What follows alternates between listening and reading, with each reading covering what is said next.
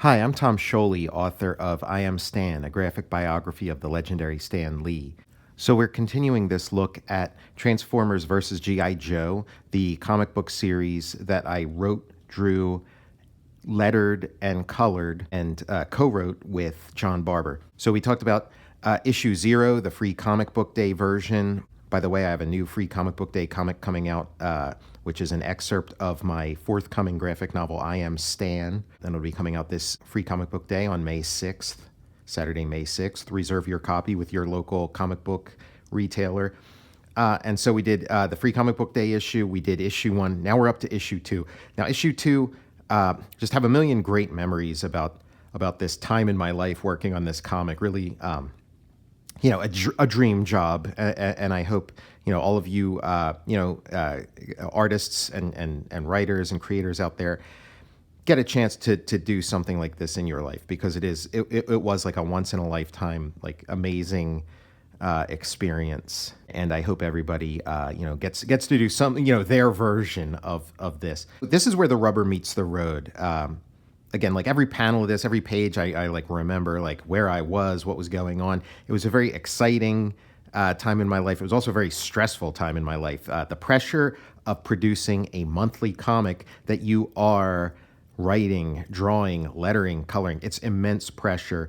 For me, it's the only way to do it, but it is immense pressure. But also that along with that pressure is just, a tremendous amount of like excitement and energy that goes into it that is really hard to produce any other way. Like if you're just making a comic, on your own time with, your own resources, in your own, hoping that maybe somebody picks it up, or self-publishing or taking the shows. It's a very different energy than doing something like this. It's I'd say it's addictive. This is where the rubber meets the road. This is where the high concept of the series happens. We saw like the tiniest beginnings of it at the end of issue 1, because this story, the basic like one-liner of this series was the G.I. Joes land on Cybertron, and it's drawn in a Jack Kirby style. That was the thing. That was what John Barber pitched to me. He said, "How would you like to do how would you like to do a comic where he said he had he was in the bathtub, and he got this idea. He just kind of saw this vision appear of like the G.I. Joes landing on Cybertron and it being drawn in a Jack Kirby style, and he thought I was the right guy for the job. And guess what? He was right. So guess what? The G.I. Joes land on Cybertron, and this is I think this issue might be the last of like the ones that I had where I felt like I had the proper amount of time to like fully plan it and get everything just right.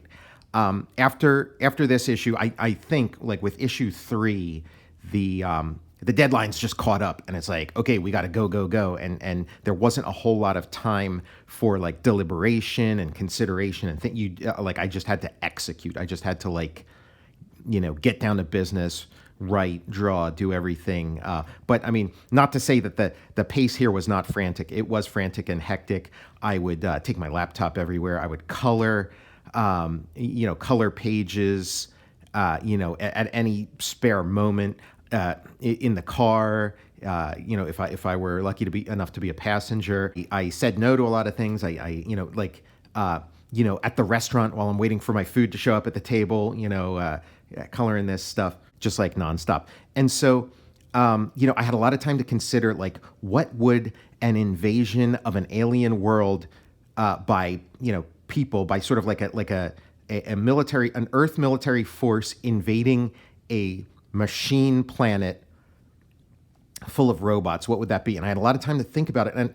And I'm very proud of this whole series, but this issue in particular, it again, like the way I present the things, there's a lot of humor. There's kind of like an easy breezy offhand quality, but that's all an illusion. underneath, it's like a ton of blood, sweat, and tears, and thinking through every detail so that when it comes time to make the comic, it can appear offhand, easy breezy, and that like every little bit of it just all fits together because I had done all this thinking. So part of it, one of the ideas I had from very early on would be that the G.I. Joes on their way to Cybertron needed to make Cybertron a little more habitable for them. It's this planet of machines. And so what they would do is sort of barrage Cybertron with green bombs, the creeper bombs that Dr. Venom had created that we saw in issue 0, that they would barrage Cybertron with these partially as a weapon. It's sort of like a twofold benefit. It's a weapon, but also it makes this planet a little more habitable. It creates, vegetation, which in turn also, creates more oxygen, makes the sort of diesel fume smelling planet of Cybertron a little more breathable. And it's like, what does Cybertron smell like? All these little questions that I had that I was answering in this long drawn out process of preparation and writing before finally doing this issue. And so, and I get to use a lot of the lore target masters. And so I had the sort of G.I. Joe spaceship that was like one of the last toys made when I was a kid during like that initial run of the 80s G.I. Joe. And I painted it green because green was going to be the color of the G.I. Joes. It was the green that they're bringing to Cybertron and just sort of like an army green. Issue 0 and issue 1 were largely written from the perspective of the G.I. Joes. And just a tiny bit from the perspective of the Transformers, but mostly from the perspective of the G.I. Joes. And so I was going to invert it here. It was going to be mostly the point of view of the Transformers, less so the point of view of the G.I. Joes. I thought that was just like a better way to present this. I thought it would be better to present the Transformers, instead of having this sort of, cozy relationship with Optimus Prime and Bumblebee, where they're it's like we're there with them and they're old friends. I thought it might be more interesting to introduce these giant robots as very at arm's length, kind of frightening, kind of awe-inspiring, and like what's the deal with these guys? Who are these guys? Because it's from the point of view of the human characters, the way something like that would be introduced in like an action movie or something, and then once you've sort of established that, then you start getting more into the heads of the Transformers. And so in this war between Earth and Cybertron, first of all, the G.I. Joes don't know what they're getting into. They bomb the Iacon, the traditional capital of Autobot, of like the Autobot kingdom of Cybertron. And because to them, the G.I. Joes, they're all GoBots. That's their word for Transformers, which is like another thing that was like part of this like planning process. And to them, they don't understand Decepticon. They don't understand Autobot. All they know is like alien robots, hostile alien robots with guns. So they just view them all as the enemy. They need to spend some time on Cybertron before they understand the intricacies of Cybertronian politics. And so they bomb Iacon, and then these Autobots are kind of bewildered by that because, like, why did they choose Iacon? Iacon is not it might look like a military target, but it's like a holy site. It's not it's no longer like the functioning capital of anything on Cybertron, especially in this like new Cybertron, which is this Cybertron of this story, which is very under the thumb of Megatron. Megatron is the ruler. The Autobots are a thing of the past. And, why are they bombing it? And they thought, well, maybe it's like a symbolic bombing, even though this isn't a military target. Maybe the enemy, maybe these Earthlings understand that it's like a propaganda victory. It's taunting the enemy to, destroy one of their holy sites, which Iacon is. And we're getting it from the point of view of some Autobots. And so up to this point, you'd mainly see the Autobots, any Transformer sort of speaking in sine waves with like a little translation at the bottom. But now we're on their world, so they're sort of talking. And the sort of idea I came up with is that when it's just Transformers by themselves talking to themselves, it's regular word balloons. But if there's G.I. Joes around to hear it, then go over to the sine waves. And again, as the series goes on and the reader kind of gets comfortable with this setup, I sort of, phase out some of those things and then you bring them back in certain points for special effects. And again, the layouts in this I worked very hard on the layouts, coming up with like innovative ways of getting across all the information I want to get across. I want each one of these issues to be its own movie, to be its own, experience. And I got a lot of ground I want to cover, and I want to cover it in like the most sort of stylish way I can. I want to make a very light on its feet, very readable, very exciting comic. And I kind of want to make like an aesthetic that we've never seen before. And I feel like pretty early on, I kind of decided that I couldn't just follow the assignment as planned. There is a version of this comic that it could have been. That it could have been, just all out Kirby, big fists and cliffhangers. And like, I don't think that was going to fly. I don't think that was going to work with the audience. What I had in mind was something that did have a lot of Kirbyisms and, drew attention to the artwork and sort of the raw quality of the artwork and the sort of exciting quality of the artwork and the evidence of the human hand at work in the artwork. But I wanted an aesthetic, like a storytelling style that was a little more like cutting edge, a little more contemporary. I was right, like that instinct ended up working out. And so we get this little, perceptor's eye view of the GIJoe symbol. And then as it zooms out and you see the spaceship, then it's dropping the bombs are hitting, they're transforming. I kind of, picked a little group that kind of made sense to me, to be the, typical Autobot Cybertronians that we might meet. Like part of the planning, I thought, it's very obvious that like, oh, of course, like a G.I. Joe would be scared of a Transformer. And of course, a G.I. Joe would be out-muscled or outclassed by a Transformer. They're so much larger and so much more powerful. But I thought, I wanted a balance of power. And I thought, you know what? It does make sense that the Transformers would be kind of like weirded out, creeped out, scared of these tiny little intelligent creatures that like you're never quite sure where they are. They're always kind of skittering around on the periphery. They can like sneak up on you at any minute. The same way somebody might be scared of like a mouse or a nasty looking bug. And to make matters worse, imagine like a nasty little bug or like a rat or a mouse in your house that has nuclear weaponry. So at that point, it's like, no, the Transformers are every bit as intimidated and scared of the G.I. Joes as the G.I. Joes are of them. It's perfectly balanced. And so I wanted to play that up, and that vegetation on this world of metal and machines, that vegetation and grass and leaves and oxygen are sort of are toxic, and these creeper things in general, like they could if they get themselves growing on a Transformer's body, like you're in bad shape. And we got the planning going on, and they're looking for targets. So the supposition that we got Wheeljack, Perceptor, Mirage, and Brawn, and the perception, the guess that one of them had that maybe the enemy just thought that was a military target is correct. They're looking for military targets. They're looking for structures that seem important on this alien world. They don't have a ton of context for what's going on here, so they're looking for structures that look important.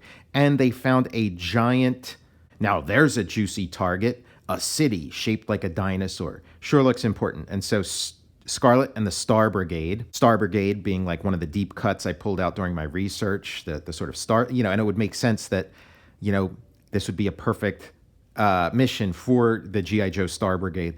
And so here we are inside that green spaceship as it drops its green payload. But they don't have any, they were able to trash Iacon, but they were not able to make a dent on Trypticon because he's got a force field. And now the chase is on. And so I wanted to create sort of this very like dangerous, hectic feel to their, like the GI Joes have not landed yet.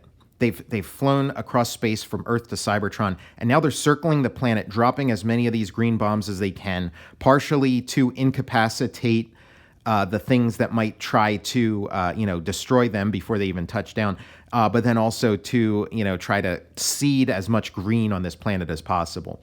And again, yeah, like thinking of Dune, and the destiny for Dune is to go from a desert planet into a green planet, and same for Cybertron. The G.I. Joe's, the Earth vision for Cybertron is to make it into a green planet. But what will that do to its, the life forms that are already there? And so they fly past Trypticon. And again, like I feel like I'm breaking a lot of new ground here, with these layouts. And this shows you like the thought that went into the layouts is not just having like, vague information, but having like little specific things. Like you get a glimpse of Megatron sitting on his throne, very tiny inside of there. So then like later on when you see it, it's like, oh yeah, like just all these little details like that aren't usually part of like the typical modern comics vocabulary. And so the chase is on, and neither side really fully understands the other, or has even like a passing understanding of the other. So there's going to be a lot of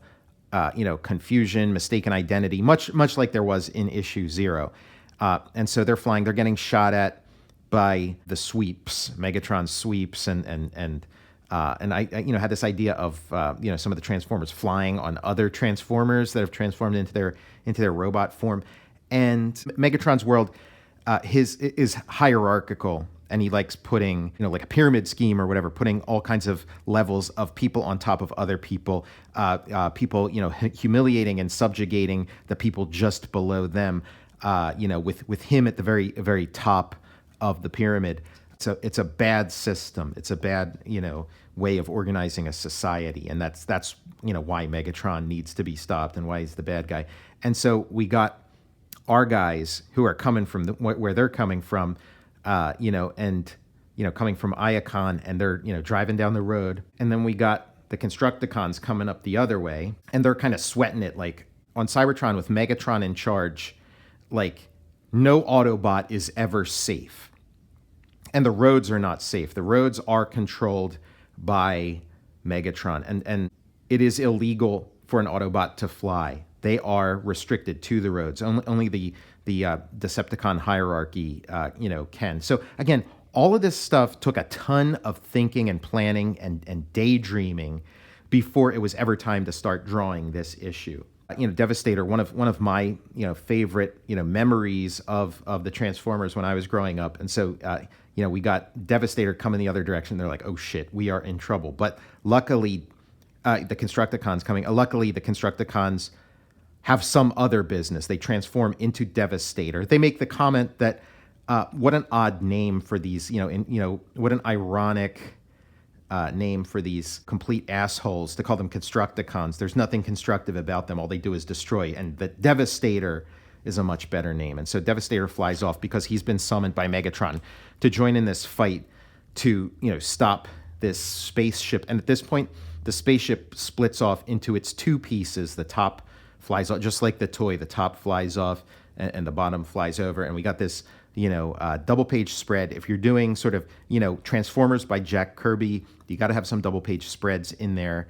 And the what's going on here perspective wise, Trypticon is way larger than Devastator, but Trypticon is standing on the ground. He's actually like very, very far distant, and Devastator is flying in the air, and he's actually much closer to us. So compositionally, they look, roughly a lot closer in size than they would be if, Devastator were like standing on the ground next to Trypticon. And Trypticon, just like one of my, so you got two of my favorite Transformer visuals to put side by side, this sort of, robotic transforming dinosaur city and this neon green and purple giant robot made out of smaller, construction robots. It's a match made in heaven. So the two parts split off. And now Devastator is punching through one of the GIJoe spaceships, and everything's just going flying, and the boxes or the crates full of all the supplies that they're going to need, for the entirety of this mission, which could potentially go on for years. They're on an alien planet far away, and which is why it's important to lay down the vegetation and things to make this a sustainable habitat. But they sort of have everything they could possibly need in there. You got like a little Super Mario Brothers reference there. Everything's just flying, and you assume they're all gonna die. I mean, this tank, this Jeep, this motorcycle that's and all these people that are getting flung out of this spaceship, you assume they're going to die. And then, here's Scarlett's eye view as she's looking at her wrist computer, her sort of like wrist iPad. Flag to Scarlett. How goes the crusade against giant homicidal robots? You're watching the live feed, General. You tell me. Snafu, which stands for Situation Normal All Fucked Up. We're stepping up our deployment timetable. So yeah, they're not going to circle the planet, deploy a ton of the green bombs, and then land. Their ship just got destroyed, so they're going to have to. And you see like the parachutes opening up. Everybody's parachutes opening up. Stalker has his jetpack. Scarlett releases her chutes, lands on the tip of Devastator's gun, rides her motorcycle up, and then up his arm with the little crane on it. And then, jumps. Devastator remarks something, and she's jumping, and lands in the Tomahawk helicopter as the other spaceship is being pursued by Decepticons. And when she lands inside the bay of the helicopter, she does a little spin and swerve and continues to shoot at Devastator. Devastator shoots at the helicopter and the spaceship. The spaceship's being piloted by Wild Bill, who says, "Yow, muy caliente. My covered wagon done took too many arrows." The chase continues. Lots of Kirby crackle. "What are you still doing in there, Wild Bill? You need to abandon ship post haste." "No can do, boss lady. That big green hombre may be quicker on the draw, but there's more than one way to rope a doggy." I'm telling you, this stuff was so much fun to write. This comic was a party. I had so much fun working on it. I don't want to hear another word out of you unless it's hooah, which means heard, understood, and acknowledged. Comprende? Strap on your jump pack and bail out. Yee-haw! And all the fringe on his Wild Bill Hickok jacket starts flying upwards as he dives straight into Devastator. Again, composing and drawing stuff like this is so much harder, with like all these multiple vehicles at different angles and making sure, that everything reads, much more difficult than doing, some detailed close-up of, somebody, doing something or other. And there was a reviewer who said, like, right around this point is when Transformers versus G.I.Joe turns into Satan's Soldier, which, is, the highest possible compliment. That Satan's Soldier was, something I worked on, pretty much right before this. So every project I work on, I usually bring with me a little bit of the influence of the previous project. It's just something I've noticed. And Satan's Soldier was sort of a creative breakthrough for me. And so learned all kinds of things, and of course brought them onto this next project, which itself, became another creative breakthrough. I sort of had this like string of breakthroughs. Devastator shatters into its component parts, back into the individual Constructicons. Kagagaboom! One of the Constructicons, the dump truck one, I forget his name, Long Haul maybe, he's dead. And Wild Bill, assumed dead. Wild Bill! And she's firing away with her crossbow. We have Quick Kick and Roadblock there. Just constant barrage. just constant fire, good guys shooting at bad guys. Let's merge with local traffic. Breaker on the radio. Clutch. Master mechanic. Sounds good to me. Cover girl. Wolverine specialist. The Wolverine is her tank, but it's fun putting Wolverine in a non-Marvel comic. We shouldn't have any trouble blending in. Jinx, ninja cycler. And so she rides this pretty cool little tank treaded motorcycle. Again, this was like a really fun sequence, kind of figured it out bit by bit, constant series of sketches and doodles and drawings to figure out these different sequences. And we're back to the sine waves and translations because now we're sort of from the GIJoe's point of view. Autobots, halt! Decepticons rule the road. Highways are for the wingless. If you can fly, you need not die. So the highways are dangerous. They transform like everything on Cybertron. Like everything on Cybertron, they are subject to the will of Megatron. And if you're an Autobot, if you're not a Decepticon and you're on the road itself can trap you at any moment, and that's what's happening here. And so, the intention is to trap these Autobots, but these G.I. Joes are getting caught up in it too. There's sort of two factions of Decepticons chasing two different targets. One is chasing the Autobots, the other is chasing the G.I. Joes, but the wires are getting crossed and everybody's getting all mixed up with each other. And so now the road has sort of folded up into this pit. And the Decepticons are at the top, and the Autobots are at the bottom. The two Autobots that are trapped inside, and so they're shooting at each other. I'm really proud of the compositions, on these pages. A lot of thought went into it. Wheeljacks chasing them, not sure what they are, and not necessarily hostile, just kind of like hey, who are you? What's going on? I don't give an exact translation of what he's saying. It's kind of up to you to make your guess. And they're shooting at Wheeljack because they can't tell one robot from another, and they assume this whole planet is all hostile robots. It's what happens when you go into a new place, a war zone, a country, and a planet, and have little to no knowledge of the ins and outs of that place. And so, they're shooting at Wheeljack. He's getting kind of left behind in the dust. And then they all get snagged by Insecticons. Now we're at Green Zone 086. This is, one of many different green zones that they set up. Places where they can sort of hang out, where it's, highly vegetated from the creeper bombs that they set down. And they have these sort of, mobile bases that they can sort of quickly set up. Welcome to your new home, Joes. Get comfortable, but not too comfortable. We're staying mobile. Roll call! We haven't heard back from Covergirl, Breaker, Clutch, Jinx, or Wild Bill. We all saw what happened to Wild Bill. We have the Mess 2000, which is sort of the mobile kitchen. I don't know what I saw, but it looks like anything is possible on this giant pinball machine. We've got half the traps armed and ready. The snare perimeter is coming along nicely. Let's get that weather dominator up and running. The air on this rock tastes like diesel fumes. The weather dominator is another one of the things that they're gonna use to sort of terraform Cybertron to make it more Earth friendly.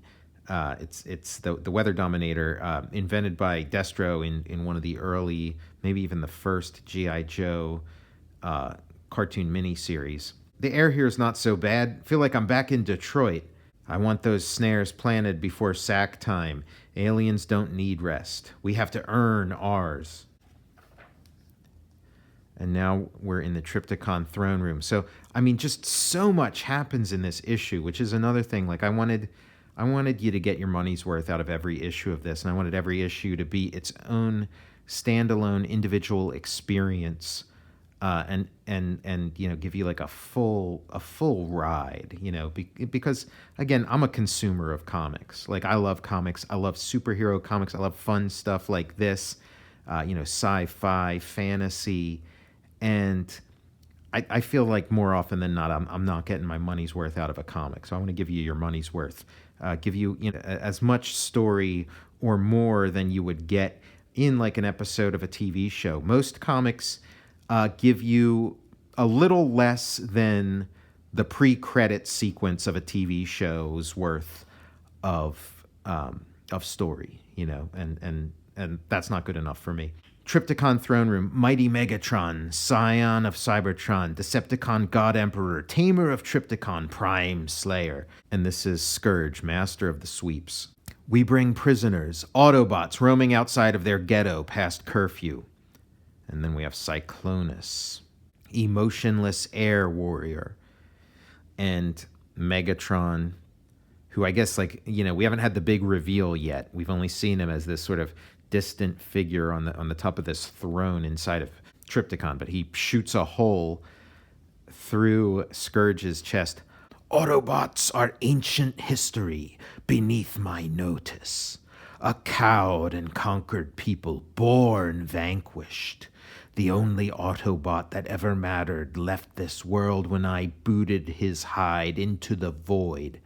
That would be Optimus Prime. Don't waste my precious chronocycles with petty Autobot sins.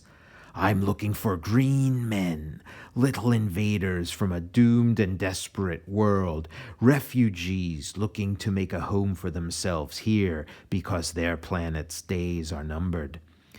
Megatron, bounty hunters have arrived with tribute in hand. What have you brought me, my Insecticon horde? Step toward the holy presence. And they're holding these little wrapped mummies. Mirage is employing his superpower, which is, this invisibility, this cloaking that he can do. Quiet yourself for once, Perceptor. Brawn, stay your rage and open your audio circuits. I'm acting a bit out of character myself. I should be looking out for number one, but what would Optimus do? We see Megatron with his bumblebee head gold necklace as he unspools one of these little mummies, and it's a GIJoe, either Clutch or Breaker. I'm thinking it's Clutch.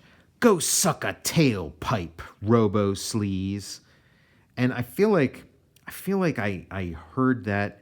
I heard Go Suck a Tailpipe in either a GIJoe episode or a Transformers episode, but it sounds really dirty. But if it's good enough for Saturday morning cartoons, it's good enough for this comic book made in 2014, 2015. But yeah, go suck a tailpipe, Robo Sleaze. And then he starts shooting. Blam, blam, blam, blam, blam. Plink, plink, plink, plink, plink. The bullets are just, not doing much damage to Megatron's face. And he's got a big smile. And then off panel, we get a red, white, and blue sine wave. Megatron. Time for a good old-fashioned beating. Optimus lives? What trickery is this? Prime is an illusion.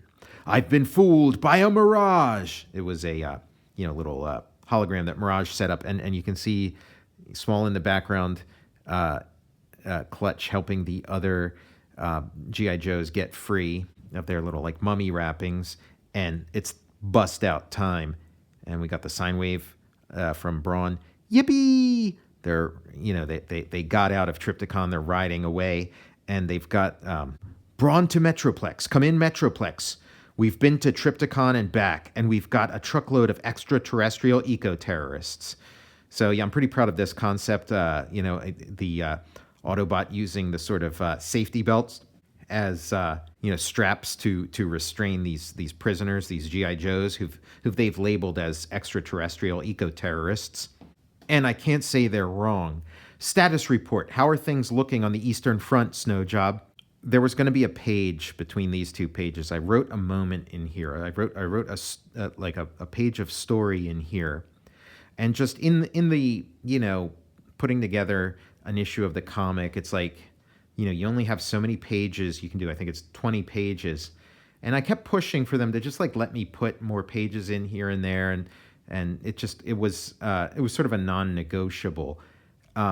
Unfortunately, but I had another page I wanted to go here, but I this issue, as you can see, a million things happen in it. Space was tight to begin with, so I made the call to like not add this one page, so it didn't make it to the final cut, and I do regret its exclusion because looking back, I mean, I could not be prouder of this series, of this issue, of the whole thing, but it's like this one page, it had a ton of heart.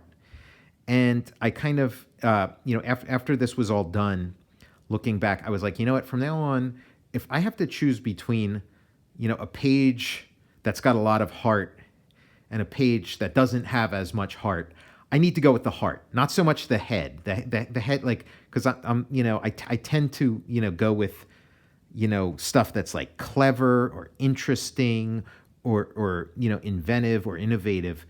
But I think, I think the stuff with heart, you got to like lead with the heart. So next time, but again, I don't know which one of these pages I would take out. The whole, I think the whole thing is perfect. But yeah, in an ideal world, they would have allowed me to make a 21-page story, and there'd be another page. So I'm gonna grab. I'm gonna show you that page.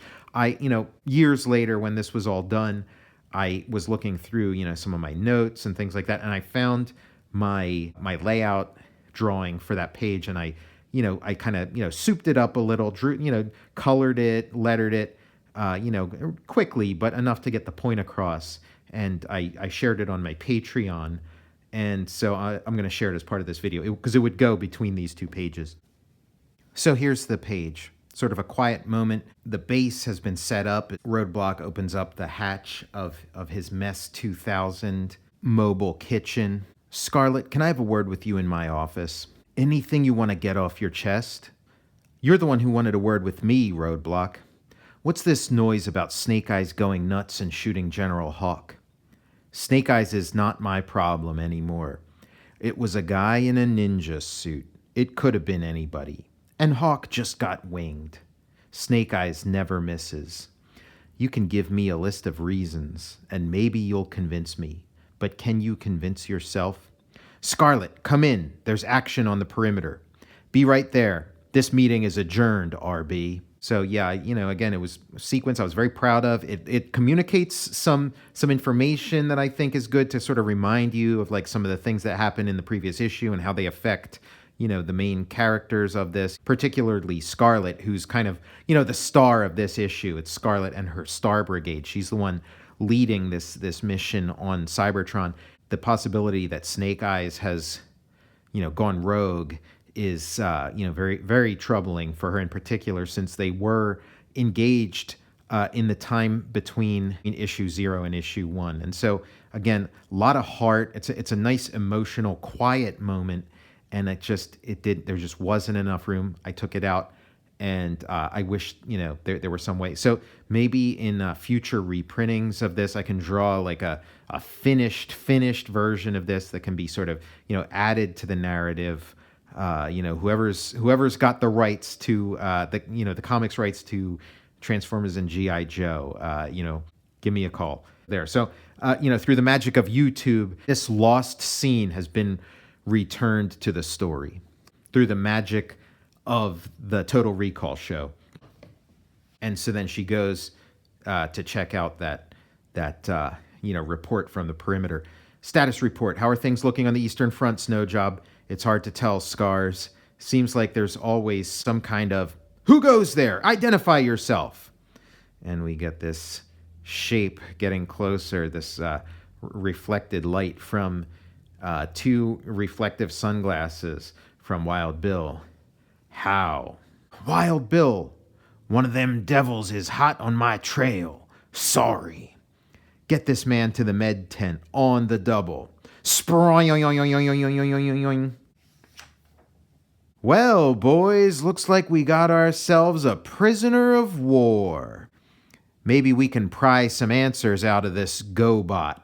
Charbroil, backpack full of jellied gasoline. So he's got his torch ready to cut this robot open. Again, Wheeljack, one of my favorite Transformers, the nicest guy on Earth, or the nicest guy on Cybertron, salt of the earth, salt of Cybertron, pardon me. The Italian Transformer, with his sort of red, white, and green color scheme, and his there's some like Italian word or something. He's obviously supposed to be some kind of like Italian race car, and he kind of talks like a New York Italian American accent. As an Italian American myself, I always sort of identified with Wheeljack. And so, I mean, you couldn't have captured a nicer Autobot, but again, to the GI Joes, they're all just GoBots. The GI Joes don't know anything about Decepticons, Autobots. They just know GoBots. That's on their world. The GoBots are a toy line and a franchise of successful movies. They never heard of a Transformer, and GoBot is just their sort of slang term for the enemy, and they don't understand that there's good guys and bad guys among the GoBots, among the Transformers. Blowtorch, Flame Dispersal, Alpine, Extraterrestrial Mountaineer, Lowlight, Know the Darkness, Sci-Fi, Laser Sniper, Tunnel Rat, Tight Spaces are his purview. The title of this issue, now again, I always give the issues multiple titles. I love playing with the lettering and stuff. But the title of this one, Wheeljacked by Tom Scioli and John Barber. And I like this effect of the three of them shining their, flashlights on him, and it makes a little circle with, a little Venn diagram with different, things intersecting and the colors at play as they intersect. Again, that page with Scarlet talking to Roadblock had a lot of heart, and then this one has a lot of smart. I'm very proud of all the sort of clever ideas in this page, and I feel like I couldn't have gotten rid of this page. I mean, this is like a great little cliffhanger and great moment to end it on. I don't know what page I would trade in to make space, and I shouldn't have to. I should be able to make a 21-page story if I so choose, but that's how it happened. We got our commentary. Maybe I'll do a separate video at some point about the commentaries that go along with this series. Really important part of this series, a part that the fans were very fond of, and it meant a lot to me too. I was able to communicate a lot of stuff here. Again, just wanting to give you a lot of bang for your buck. So you get this, intense, amazing journey of the story itself, and then you get a lot of well considered back and forth between me and John in the back matter, and you get these are the sketches. This is the heart and soul of the comic. I was doing a lot of traveling while I was working on this, promoting the series, and I'd have these pieces of paper that I'd little larger than typing paper, a little heavier than typing paper, but I'd fold them up and make little mini comics and draw and redraw and draw and redraw and try it, and I remember where I was, drawing various ones of these. It was a very, intense moment in time that sort of, hardwired into my head at this point, just sort of burned into my memory. A lot of fun. And then next issue, we see what happens to poor Wheeljack.